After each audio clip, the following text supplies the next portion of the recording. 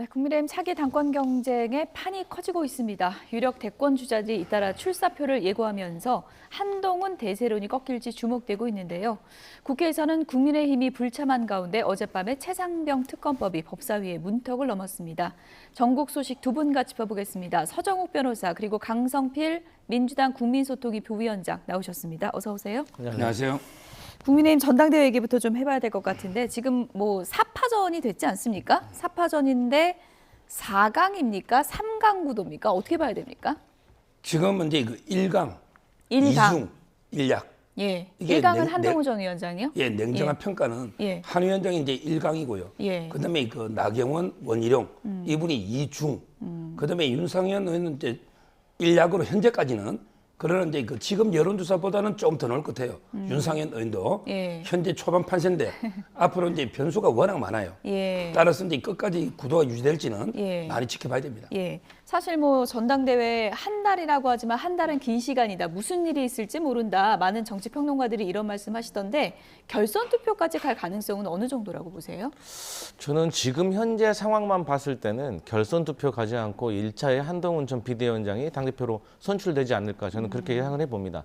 하지만 말씀하셨듯이 한 달이라는 어떤 당권 레이스 그리고 또 최고위원 후보군들도 사실 매기 효과가 될 수가 있고요. 또 매기 효과를 넘어서 나비 효과까지 될 수도 있는 거거든요. 그래서 한동훈 전 비대위원장으로서는 어쨌든 1차 투표 때 끝내는 것을 목표로 하는 것이 좋지 아무래도 결선 투표로 가면 어떤 변수가 일어날지 모른다. 예. 그리고 이제 저희 민주당에서 봤을 때는 두 가지의 구도가 있는 것 같아요. 하나는 반윤, 비윤, 친윤 구도로 가느냐 아니면 친한이냐 반한이냐 이 구도로 가느냐에 따라서 예. 어떤 결과가 벌어질지 모른다. 왜냐하면 이 반한 친한 구도로 가게 되면 예. 나중에 후보들 간에 단일화도 가능하거든요. 하지만 친윤, 반윤, 비윤 구도로 가면 아마도 단일화가 어려울 것이기 때문에 지켜볼 일이다 이렇게 보고 있습니다. 예, 굉장히 복잡해지네요. 친윤, 비윤, 반윤 이런 식으로 가면은 친한, 반한 이 구도가 됐을 경우에 1대3 구도로 가서 결선 가면은 그럼 한동훈 전 위원장이 상당히 불리해지는 거 아니냐 이런 시나리오거든요. 그건 어떻게 보세요?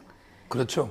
제가 보기에 저는 결선 투표 간다고 봐요. 간다고 보세요? 예. 왜 그러냐면 이게 국민의힘 지지층을 상대로 여론조사한 거 있잖아요. 예. 이거는 이제 50이 넘는 것도 있고 안 되는 것도 있고 한동훈 위원장이 50이 언저리 나오거든요. 예. 그런데 그 당원들의 투표는 조금 더 보수적입니다. 영남권의 당원들은 아무래도 대통령 성공, 대통령을 더 염두에 두고 있거든요. 예. 그렇다면 상당히 한동훈 위원장이 아무래도 이게 비윤으로 볼 수 있잖아요. 현재는요. 그렇다면 이제 저는 1차에서 과반은 어렵지 않을까 이렇게 예측하고요. 예. 그다음에 결선 가면 아마 친한 대 반한. 예.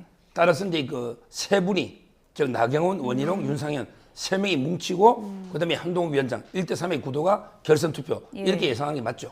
여기는 뭐 주관적인 예상을 해보는 거니까요. 저는 궁금한 게 그러면 2등은 누가 할 것 같으세요? 그게 이제 제일 문제인데요. 예. 아마 이제 원래는 나경원 의원이 상당히 저력이 있어요. 예. 그리고 이제 홍준표, 이철우 지사나 많이 도와주는 분이 있는데, 근데 문제는 윤심이잖아요. 예. 윤심이 원희룡 쪽에 더 가 있다. 아. 이렇게 보수 쪽에 쫙 퍼지고 있습니다. 예. 그렇다면 소문이 벌써 퍼졌습니까? 아, 그러면 이게 딱 만나 예. 보면 알잖아요. 예. 대통령을 독대하고 그다음에 바로 출마선을 했고, 그다음에 엘살바도르 특사가 또 오고, 그다음에 장관도 하고요. 예. 따라서 저는 지금으로서는 이게 약간 원희룡 쪽으로 이게 약간 추가 기우는 이런 분위기입니다. 예. 어쨌든 내일이 국민의힘 전당대회 빅데이가 될 것 같은 게 기자회견이 시간이 공교롭게도 릴레이로 잡았더라고요.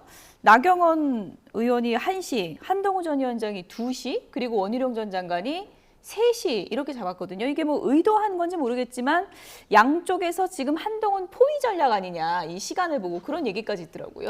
뭐 이제 그렇게 느끼실 수도 있는데 저는 아무래도 어쨌든 우리 서 변호사님께서 말씀하셨지만 지금 현재 국민의힘 당권 경쟁 구도가 1강, 2중, 1약이잖아요. 그렇기 때문에 나머지 약체 후보들은 아무래도 한동훈 전 비대위원장과 같은 날 출마 선언을 하면 함께 언론에 회자가 될 거라는 것을 전략적으로 노리지 않았을까 그렇게 생각을 해봅니다.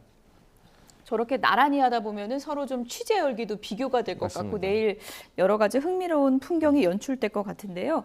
앞서서 뭐 서정욱 변호사께서 윤심이 중요하다고 했는데 지금 출사표를 낸 후보들마다 윤심 잡기 경쟁이 벌어지고 있는 것 같습니다. 내용을 좀 들어보시죠. 그냥 남 얘기만 하고 왔었고요.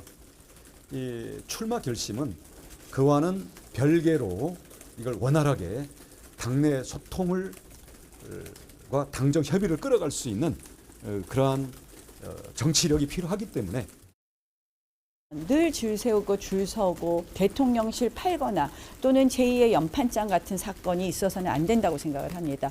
이게 지금 제2의 연판장이가 하는 생각도 듭니다. 대참패에 대해서 책임이 누가 져야 됩니까? 선거 잘 못 치렀죠. 그런데 2개월이 지났다고 다시 또 나오겠다? 이거는 한동훈의 시간이 아니라는 겁니다. 힘 있는 정당, 이기는 정당을 만들겠다. 뭐 그런 취지로 말씀드린 것으로 알고 있고 그에 대해서 대통령께서 열심히 해보라 격려의 말씀 해주신 걸로. 네. 윤심은 어디로 향해 있을까요? 앞서 원희룡 전 장관 쪽으로 무게추가 기운 거 아니냐 이런 얘기 하셨는데 일단 윤석열 대통령이 후보들하고 다 전화 통화는 했다고 지금 알려져 있더라고요. 전화 통화는 이제 다 했지만 예. 만난 사람은요 예. 3명이에요. 만난 사람은 이제 그 원희룡, 예. 그다음에 윤상현, 예. 그다음에 나경원까지 만났어요. 근데 한동훈 위원장은 안 만났잖아요.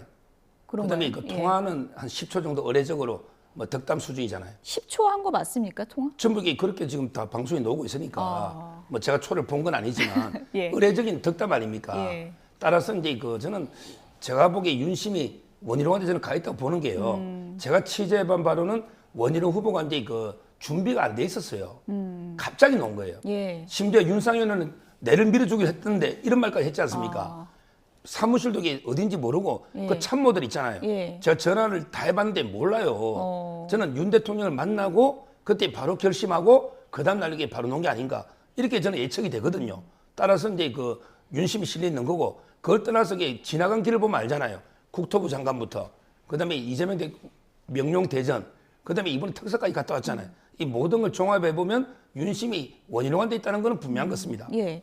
원희룡 전 장관에게 윤심이 쏠려 있다라고 이제 계속해서 분석을 해주셨는데 원희룡 전 장관 입장에서는 사실 이번 선거만 또 있는 건 아니잖아요. 대선까지도 이제 바라보는 그런 정치인일 텐데 이렇게 윤심 후보로 어떻게 보면 딱 트레이드 마크가 돼버리면 본인의 정치 여정에 큰 도움이 되지 않을 수도 있다 이런 시각도 있거든요. 맞습니다. 정치인은 예. 스스로 서사를 만들고 스스로 자산을 쌓아가야지 경쟁력 있는 정치인으로 거듭나는 건데 다른 사람의 힘을 빌려서 어떤 것을 성취를 하게 되면 아무래도 이끌려 가게 되고요. 자기 결정권이 없는 거겠죠. 그렇기 때문에 정치인으로서는 치명적인 약점으로 짚을 수가 있는 겁니다. 지금 당권 경쟁을 하고 계시는 분들 중에도 그런 분들이 있잖아요. 과거에 당대표 하셨던 분들도 있고요.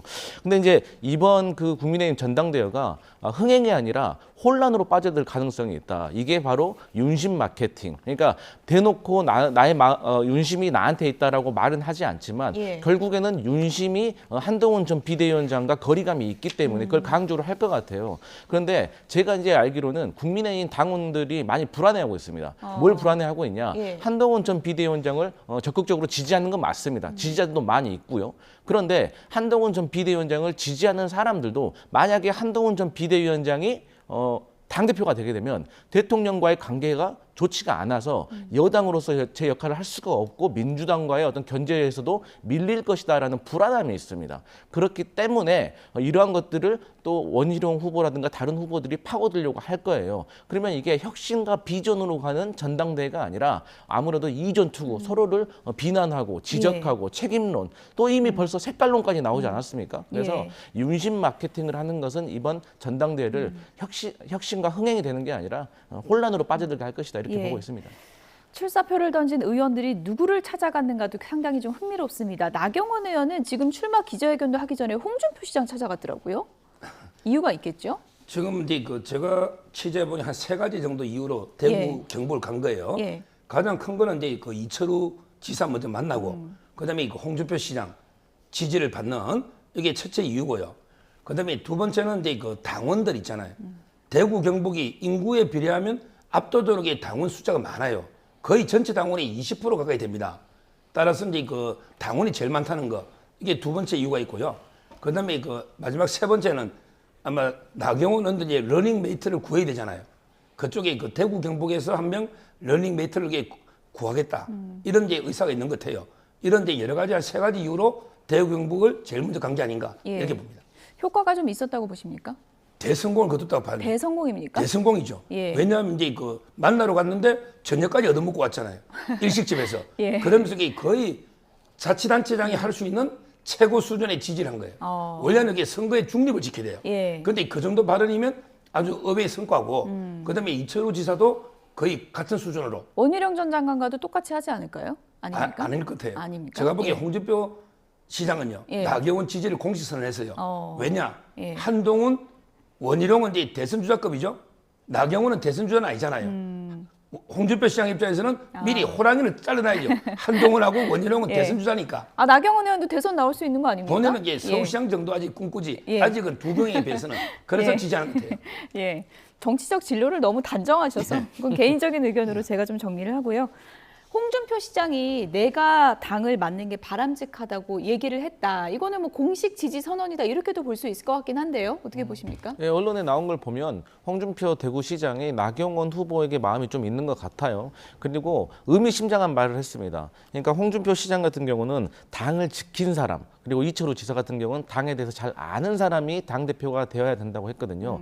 이것은 우회적으로 한동훈 전 비대위원장을 전 저격한 거라고 생각을 해요. 그러니까 한동훈 전 비대위원장의 약점 중에 하나가 정치 초보잖아요. 예. 그리고 또 당에 대해서 잘 모르고 당무도 당연히 모를 거 아니겠습니까? 근데 이런 것은 아무리 머리가 영리하고 똑똑하다고 하더라도 이 시간이 주는 시간의 힘이라는 게 있거든요. 이 경험에서 나오는. 그래서 이런 것들을 전체적으로 봤을 때 홍준표 시장이 나경원 후보를 좀 지지하면서 은근히 또 한동훈 전 비대위원장을 공격을 한 것 같은데 저는 이제 궁금한 점이 한동훈 전 비대위원장이 출마를 하잖아요. 예. 그러면 이제 당권을 위해서 전국을 순회할 거 아니겠습니까? 예, 예. 그럼 그때 홍준표 시장을 만나러 갈까? 그리고 홍준표 시장을 만약에 만나게 되면 또 홍준표 시장은 어떤 말을 할지도 상당히 궁금합니다. 예, 그러게요. 대구 가서 홍준표 시장 나중에 만날지 이것도 좀 관전 포인트 같은데 사실 국민의힘 당원들 분포가 TK에 가장 많고 여론조사 결과가 아무리 좋다 그래도 TK 당신 못 얻으면 당대표 못 된다 이런 얘기 있잖아요. 홍준표 시장의 적극적인 이런 지지 선언이 TK 당심을 흔들 수 있는 겁니까?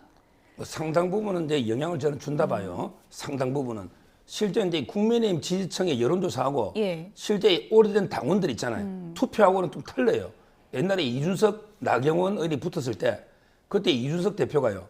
국민의힘 지지층의 여론조사는 20몇 프로 이겼어요. 예. 그런데 당원들이 투표를 딱 실제 했더니 나경원 의원이 4%를 이겼습니다. 따라서 이제 여론조사 가지고는 알 수가 없어요. 실제 그 영남권의 특히 당원들은요. 수도권하고 좀 정서가 틀려요. 수도권에서는 한동훈 위원장 지지가 저는 상당히 높다 봐요. 그런데 영남권은 그거는 이게 공천만 받으면 당선되는 지역이잖아요. 예. 이쪽은 이게 아무래도 대통령 중심으로 생각하더라고요. 가장 걱정하는 게. 따라서 이제 그 아마 6대 4 정도 저는 전문가들 그래 많이 분석해요. 예. 6대 4 정도로 이게 한동훈 위원장이 한 40, 예. 나머지가 이게 대통령 지지자는 한 60 이렇게 분석을 많이 하고 있어요. 예. 원희룡 전 장관은 김기현 전 대표를 찾아갔던데요. 그건 어떤 의미일까요? 뭐 김기현의 리더십을 따르겠다는 건가요? 어떤 걸까요? 아무래도 이제 김기현 그 전 대표가 그 지역에서 오랫동안 정치를 하셨고 또 광역 단체장까지 않았겠습니까? 사실 아시는 분들은 아시겠지만 광역 단체장의 이 조직 동원력은 상당하거든요. 그렇기 때문에 아무래도 이제 김기현 대표를 그런 차원에서 찾아간 것 같고요. 저는 그렇습니다. 이 보수의 지지층들은 사실 안정감을 상당히 원합니다. 특히나 총선 참패 이후에 당이 지금 혼란에 빠져 있기 때문에 빨리 당을 추스리고 하나의 단일 대우를 만들어줄 리더십을 바라고 있을 거예요. 그런 차원에서 이러한 것들을 해결하는 게 한동훈 전 비대위원장의 숙제가 될 것이다. 이번 전당대회에서. 왜냐하면 앞서 말씀드렸지만 윤석열 대통령과 한동훈 전 비대위원장의 갈등이 공교롭게 모두가 다 알고 있잖아요. 예. 그래서 한동훈 전 비대위원장이 당대표가 되면 당이 안정되는 게 아니라 또 불안으로 갈 수 있는 가능성이 매우 크거든요. 그래서 아무래도 영남에 있는 또 당원들은 이러한 것들을 많이 느끼고 있을 겁니다. 또한 이 전당대회는 투표율이 좀 낮을 겁니다. 그렇기 때문에 또 조직력이 충분히 작동을 할 수 있거든요. 예. 그래서 결론적으로 한동훈 전 비대위원장의 당대표로 선출되기 위해서는 예. 이 숙제를 풀어야 될 것이다. 이렇게 보고 있습니다. 그런 숙제를 감안해 보면 간략하게요. 뭐 내일 이제 기자회견하면 기자들 질문이 쏟아질 테고 윤 대통령과의 관계 그리고 최상병 특검 관련 질문 이거 한동훈 전 위원장이 어떻게 답변을 할 것 같으세요? 아마 이제 그 대통령과 관계는요 건강한 긴장 관계 서로 이제 좀 할 말 하면서 건강하게 긴장은 어느 정도 유지를 해야 되겠죠. 따로 이런 식으로 이게 원론적으로 답할 것 같고요. 예. 최상병 특검은 제가 보기에 대통령이 모범답안 따라갈 것 같아요. 공수처 수사를 지켜보자. 그래도 이게 미진함이 하자. 이렇게 예. 하지 않을 겁니다. 예. 어쨌든 내일 후보들의 출사표 그리고 어떤 얘기가 나올지 좀 지켜봐야 될 것 같고요. 민주당 얘기를 좀 넘어가 보면요. 이재명 대표 지금 뭐 연임이 거의 확정적으로 돼서 곧 사퇴할 거다. 뭐 이번 주에도 할 수 있다 얘기가 있었는데 조금 미뤄지는 분위기다라는 얘기도 있고요. 어떤 게 맞는 거예요?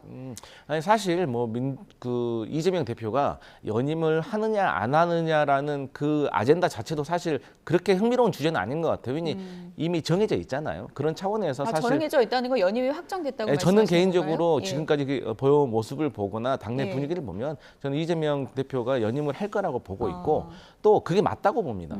그러니까 지금 이러한 상황에서 민주당에서 다른 분이 당대표가 된다고 한들 잘하면 잘하는 대로 못하면 못하는 대로 그다 결국에는 그 부담이 나 공과가 다 이재명 대표에게 갈게 뻔하거든요. 그런 차원에서 누가 허수아비 당대표를 하려고 할까요?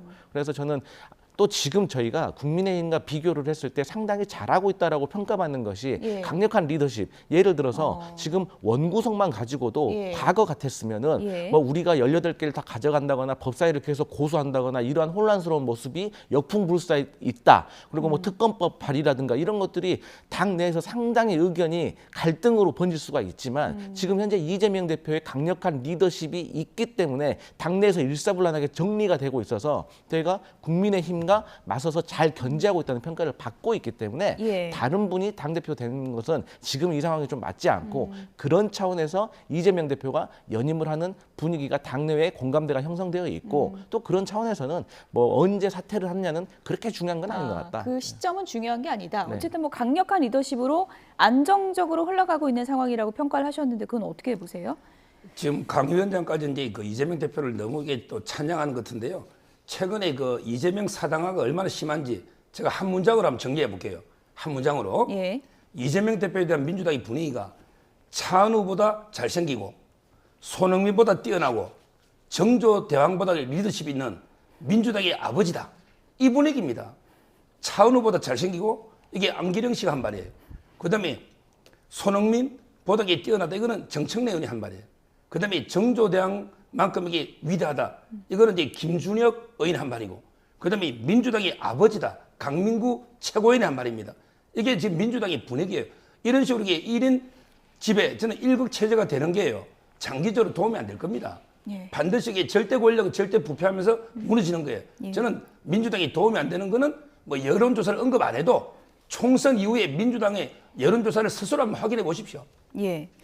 뭐 강성필 부위원장님이 뭐 그렇다고 차은우보다 잘생겼다 뭐 이런 발언을 하신 건 아니니까 어쨌든 뭐 강력한 리더십으로 민주당이 지금 뭐 안정적으로 되어가고 있는 그런 장점은 있다라고 그냥 평가해 주셨는데 조금 전에 강성필 부위원장님도 이런 연임 얘기하는 게 흥미롭지 않다라고 하셨잖아요. 그래서 민주당 전당대회가 너무 그 컨벤션 효과도 없고 너무 흥행을 안 하면 이것도 또 부정적 요인이 작용하는 거 아니야 이런 또 우려도 있거든요. 그건 맞습니다. 어떻게 보세요? 아무래도 이재명 대표 혼자 출마하게 되면 예. 사실상 그 경선이 아니잖아요. 예. 말씀하신 것처럼 흥행이 될 것 같지도 않고. 언론에서도 예. 취재할 게 많이 없고. 맞습니다. 예. 그래서 저는 추대를 그야말로 추대하는 거잖아요. 민주주의에서 추대라는 건 어색한 단어잖아요.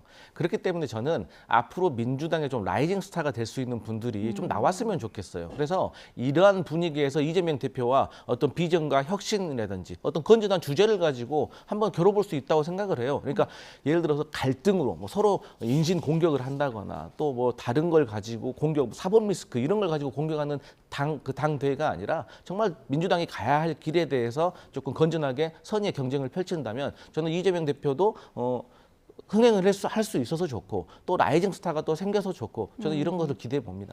지금 얘기 나오는 거는 이인영 의원이 뭐 출마 고민하고 있다고 하는데 비명계 이인영 의원이요. 뭐 대안이 될 수 있습니까? 제가 보기에 존재감이 없잖아요. 이인영 의원이 무슨 존재감이 있습니까? 임종석, 박용진, 전재수 전부 이게 저는 없다 봐요. 그나마 이게 좀 경선답게 하려면 김부겸 의원밖에 저는 없다 보거든요. 근데 그분이 결정장애가 있다는 이야기를 제가 많이 들었어요. 지금 고심하고 결론을 못 내리는데 이번에는 이게 누가 넣어도 뭐 사실상 추대다 이렇게 봅니다. 예, 사실상 추대다. 그런데 이제 앞서서 사퇴 시점이 뭐가 중요하냐라고 하셨는데 이재명 대표는 또 고심을 하고 있는 것 같거든요. 일종의 그런 서사를 또 만들어야 된다. 어떤 사퇴의 명분과 연임의 명분을 국민께 또 설득할 수 있는 그런 또 자리가 필요하다라는 또 의견도 있는 것 같은데 그건 어떻게 보세요? 맞습니다. 그러니까 아무리 당내 분위기가 이재명 대표가 더 연임을 해야 된다라는 긍정적인 어떤 지지가 더 많긴 하지만 본인으로서는 사실 부담일 거예요. 그러니까 국민의힘에서는 계속해서 방탄을 하기 위해서 당대표를 연임하려고 한다라고 예. 공격을 하고 있고 어찌됐든 간에 본인 머리 또 본인이 깎기 어려울 거 아니겠습니까? 그리고 본인도 여러 가지로 부담도 되고 생각이 많을 겁니다.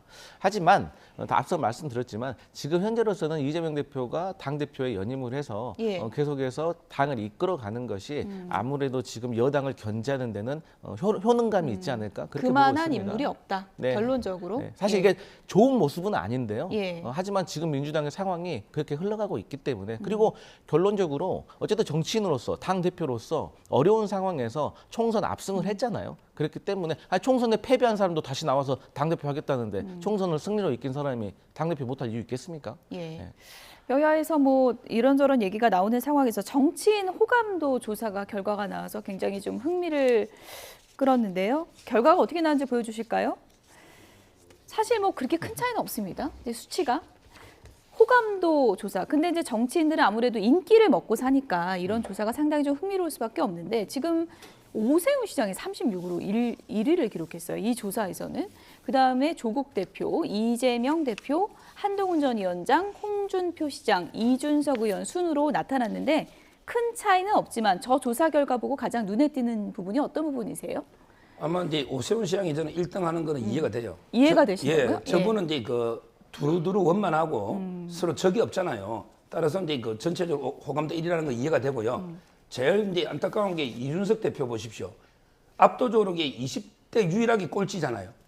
근데 젊은 청년 정치인이 예. 벌써 이렇게 국민의 비호감을 받는다는 거. 뭐 꼴찌라고 말하기에는 차이가 크지 않습니다. 유일하게 20대잖아요. 27이고 저 3 차이 예, 나지 예, 않습니까? 알겠습니다. 근데 젊은 청년 정치인이 패기가 있으면 국민들이 좀 기대를 가지고 밀어주고 이런 게 있어야 되잖아요. 청년 정치에 대한 미래. 근데 그게 벌써 젊은 청년 정치인이 산전수전 다겪은 예. 더 낫다는 거는 좀 이게 의외죠. 예, 그래도 이제 뭐 굵직굵직한 대권 주자들 사이에서 지금 이 안에 들어왔다는 것도 또 의미가 있을 것 같고, 뭐 많은 분들이 이 수치를 보고 큰 의미 부여할 건 없지만 어쨌든 이렇게 보면은 이재명 대표는 내심 조국이 왜 나보다 높지 이런 생각도 할 수 있을 것 같은데요. 그러니까 저 수치를 보면서 제가 예. 느낀 거는요. 예. 정치인의 이미지가 많이 소모되고 있다. 그러니까 한동훈 전 비대위원장 같은 경우는 사실 정치 시작한 지 얼마 안 됐잖아요. 그런데 엄청나게 언론에 회자되고 여러 가지 갈등에 휘말리면서 이미지가 많이 소모됐어요. 이재명 대표도 마찬가지입니다. 정치를 오래 했기 때문에 소모되고 있습니다. 근데 이제 오세훈 서울시장이 1등을 했다는 것은 저는 국민들이 조금 안정감을 원하는 것 같아요. 그러니까 어찌 됐든지 간에 야당 대표의 사법 리스크 그리고 또 한동훈 전 비대위원장의 여러 가지 부정적인 모습들, 그러니까 뭐 2조 심판론 계속해서 공격만 하는 모습, 사실 정치인들이 국민들에게 희망적인 모습, 웃는 모습을 많이 보여줘야지 호감도가 올라가는데 항상 앞에서 인상 쓰고 심판해야 된다, 청산해야 된다 이런 모습 국민들이 보면 좋아하겠습니까? 하지만 오세훈 시장 같은 경우는 어쨌든 서울시를 안정적으로 이끌어가고 있다라고 예. 평가를 받고 있는 것이고 두 번째로 이제 조국 대표인데요. 사실상 1등과 2등이 별 차이 없잖아요. 예. 그러니까 조국 대표가 2등을 했다는 것은 아직도 우리 국민들이 이 정부에 대한 불신이 많아서 좀 견제를 하고 싶다라는 의지가 좀 예. 반영된 것이 아닌가 그렇게 보여집니다. 어쨌든 뭐 대권을 꿈꾸는 그 정치인분들에게는 저런 조사가 또 의미가 있을 텐데 앞으로도 뭐 많은 변화가 있을 것 같습니다. 이번에 끝으로 국회로 좀 가보겠습니다. 어제 최상병 특검법에 대한 입법 청문회가 있었는데 법사위에서 특검이 또 통과되기도 했고요. 어제 청문회에서 어떤 얘기들이 나왔는지 그 내용부터 잠시 듣고 오겠습니다. 법률이 보장하고 있는 것이기 때문에 거부하겠습니다. 뭘 질문할 줄 알고 지금 선사 자체를 안 하겠다는 겁니까? 당신들이 공직자 맞아요? 출신이잖아요. 국민들에게 사실을 구해야 될 공직자 맞냐고요? 이종섭 증인, 예, 대통령으로부터 어떤 전화를 받은 겁니까? 국방부 장관과 대통령 간의 대화 내용을 일일이 밝히는 것은 적절하지 않다고 생각하고요. 대통령의 지시로 전화를 한 겁니까? 아니면 본인의 판단으로 전화한 겁니까? 위원장님의 당부도 계속 반복적으로 말씀드리게 됩니다. 예, 아니오마다 수사 중인 하십시오. 사항에 대해서 예, 제가 아니오마다 답변드리기가 어렵습니다. 하지 못하십시오. 임기훈 비서관은 전화가 와서 경북한테 저한테 전화가 올 거다라는 말을 해줬습니다. 그래서 그 부재중 전화가 경북일 거라고 예측하고 경북경찰에 다시 전화한 것입니다. 한 사람의 경로로 인해서 이 모든 것이 꼬이고 모든 것이 엉망진창이 되고 지금 현재 수많은 사람이 범죄자가 되었습니다. 네, 최상병 순직 사건의 핵심 관계자들이 이렇게 한자리에 모인 어제 청문회 장면을 잠시 보셨습니다. 어제 핵심 증인 3명, 그러니까 이종섭 전 장관, 신범철 전 차관, 임성근 사단장이 증인 선서를 거부하면서 민주당에서 공방을 넘어 고함까지 나왔는데요. 그건 어떻게 보세요? 이분들은 이제 공수처에 조사받고 있잖아요. 본인이 조사받고 있을 때는 법에 그 정은 거부권이 있어요. 헌법과 법률이 부여한 권한입니다. 이걸 왜 비판합니까? 옛날에 조국 대표는 정경심 재판 때요. 300개 질문에 모두 형사소송법 148조로 거부했습니다. 조국 대표가 그때는 가만히 있더니 저는 이거는 고유한 권리다 이렇게 보고요. 하나만 더 지적하면 왜 10분씩 나가서게 그 벌을 세웁니까? 저는 그거는 위원장이 월권으로 봐요. 소란을 피울 때는 이게 질서 유지권이 있는데 그냥 답변이 마음에 안 든다고 10분 퇴장해 있어 이러고요. 거기 박지원 의원은 발을 하나 들고 두 손 들고 10분 서 있어 하하 하면서 이렇게 이게 국회가 이런 모습을 보이면 안 됩니다. 정인한데 정인이 죄인입니까? 왜 공손하게 서로 예의를 지키면서 질문해야지 이런 게 고압적인 이런 행태를 보이면 안 됩니다. 예. 어쨌든 뭐 헌법적인 권한이 있다고 해도 뭐 증인 선서 거부를 바로 하는 거는 뭐 거짓말하겠다는 선언이냐, 민주당에서는 또 그렇게 공격을 했는데요. 그건 어떻게 보세요? 그러니까 이제 그 현행법도 중요하죠. 하지만 이 국민정서법이 더 정치권에서는 더 중요한 거 아니겠습니까? 특히나 이 국민적으로 지금 관심과 이목이 집중되고 있기 때문에 그런 면을 많이 고려했어야 됐었다. 그러니까 보수든 진보든 일간지 사설에서도 다 그렇게 말을 하고 있어요. 뭐라고 말하냐? 어제 청문회로 인해서 특검법의 도입이 필요하다. 그런 필요성이 커질 것이다라고 말을 하고 있고요. 그다음에 또 자세히 좀 들여다보면은 그런 게 있어요. 그러니까 전략적으로도 좀 이분들이 증인들이 잘못된 것 같아요. 본인들이 그냥 답변을 하는 과정에서 대답을 할 수가 없다. 수사 중인 사안이다. 이렇게 얘기를 하면 됐을 건데 굳이 증인 선서까지 거부했다는 것은 쉽게 말해서 도둑이 재발절인 거 아니겠습니까? 그러니까 국민들이 보시기에는 어떻게 느끼셨겠어요?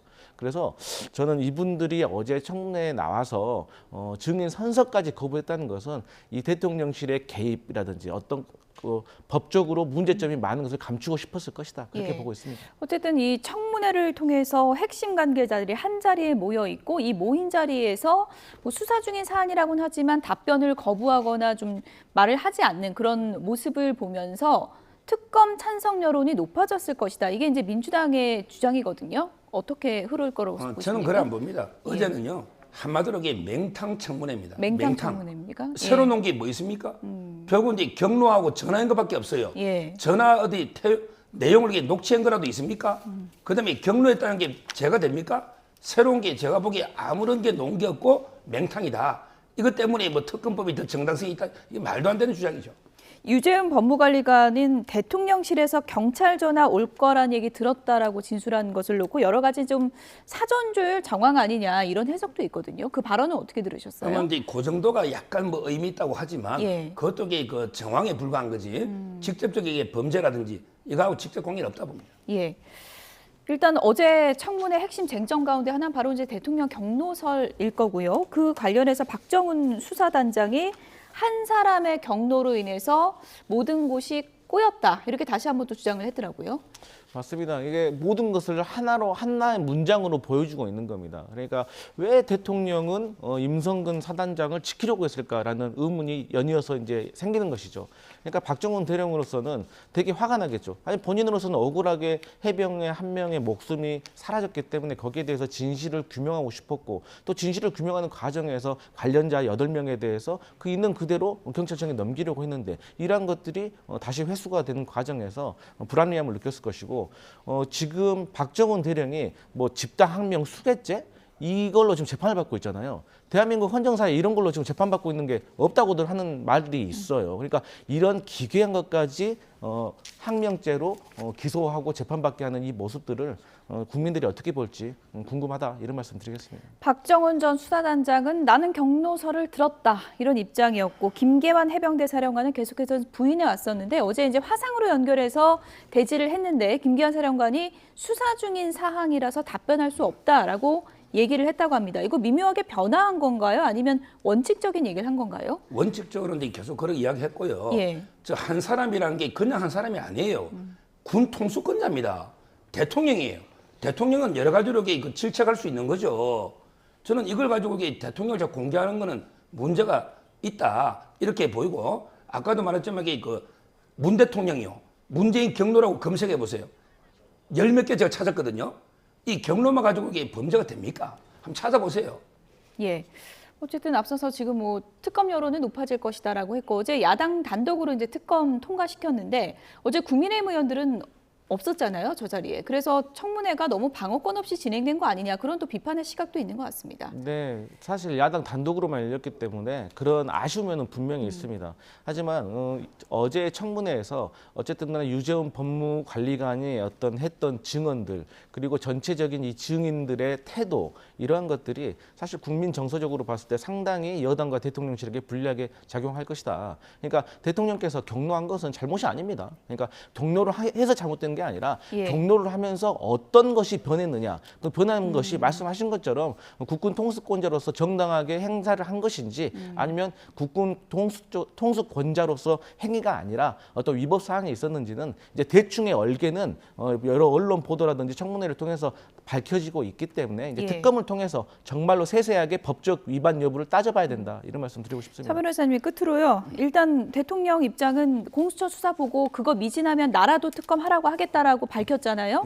지금 공수처 수사가 좀 속도를 내는 것 같습니까? 이종섭 전 장관 소환이라든지 이런 거는 좀 언제쯤 이뤄질 걸로 보세요?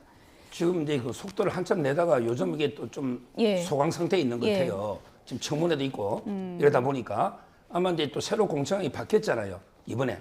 따라서 이제 현재는 좀 분석을 하면서 압수물이나 이런 상태고요. 아마 좀 더 있어야만 소환이 되지 않을까, 이렇게 예상이 됩니다. 예, 뭐 특검 추진과 지금 뭐 두 갈래 길로 가고 있는 것 같은데 이게 어떤 접점을 찾게 될지 보겠습니다. 서정욱 변호사, 그리고 강성필 민주당 국민소통위 부위원장 두 분이었습니다. 고맙습니다. 감사합니다.